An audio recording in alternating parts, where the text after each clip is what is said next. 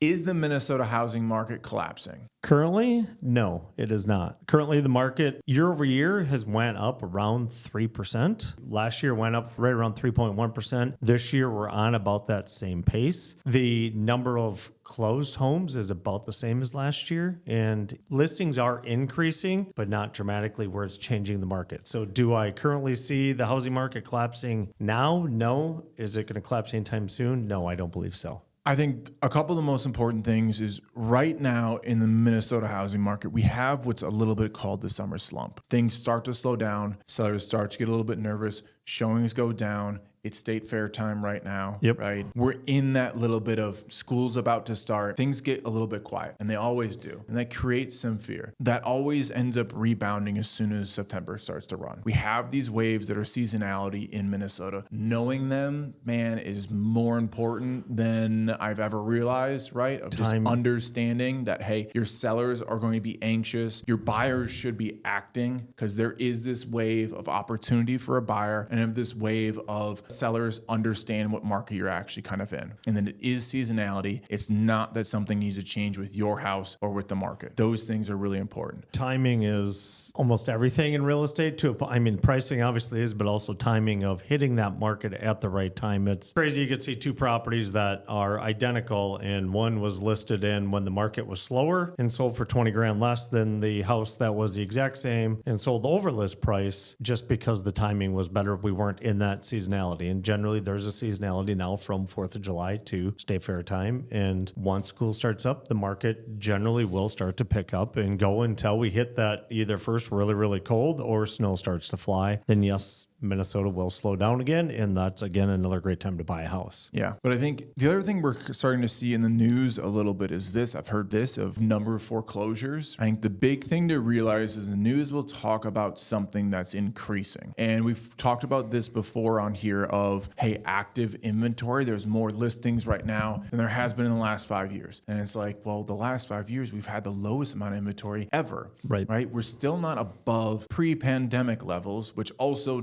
during that time frame, the news and everyone else talked about how we had no inventory. So realize that when we're getting increasing inventory, it's literally still at the same point that everybody was complaining about of having not enough inventory. We're not even back to those levels yet. The same thing when it comes to foreclosures. There was a normal amount of foreclosures during 2018, 2019. They disappeared when 2020 came around, and now we're starting to increase them. So everybody's going to say there's so many more foreclosures, and in reality, there's still not even nearly as many foreclosures as was in 2018, 2019, and for sure not nearly as many as there were in 2009, 2010. Correct. So I think some of those things you end up seeing around of, hey, this is happening or this is changing in relation to where we've been at in the last couple of years, but in relation to a healthy market or what it's been in a pretty normalized market is where there's no red flags in this housing market. No. There's literally not, right? There really isn't. The red flag we see coming is interest rates going down, and that's going to probably increase the buyer demand and make the market crazier. Yeah, and it'll push prices again, right? Yes. But I think on, hey, where do we see a market crash or market prices going down? How does that happen? Now, with forecasting, we need a lot more inventory, and we're not getting inventory from a lot of builds. Builds aren't more building than there's has been recently. There's not a ton of foreclosures out there that are going to flood the market. Really, the only thing I can see in the next, and this is probably 5 to 10 years, is the baby boomer generation moving out of their homes, right? That's the only influx of inventory I can see. And the big reason for that is in the last 15, 20 years, or let's say 20 years since the housing market crashed, is we haven't built very many homes. So many builders lost their job during that time period and never got back into the business, and also slowed down significantly because there was so much inventory.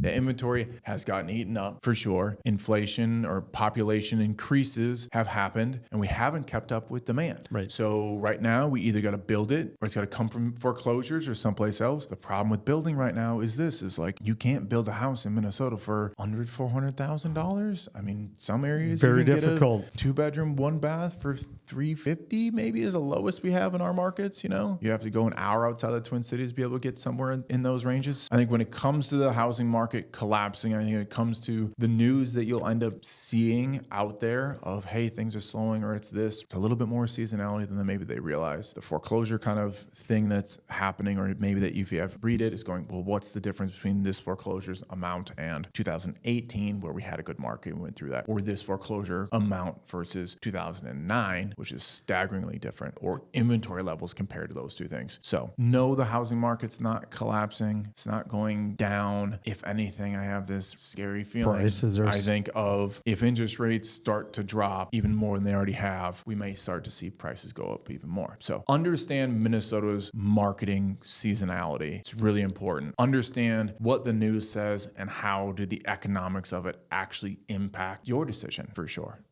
To stay up to date on what's happening in the Minnesota and Wisconsin markets before you see it in the news, click the link below to join our email newsletter.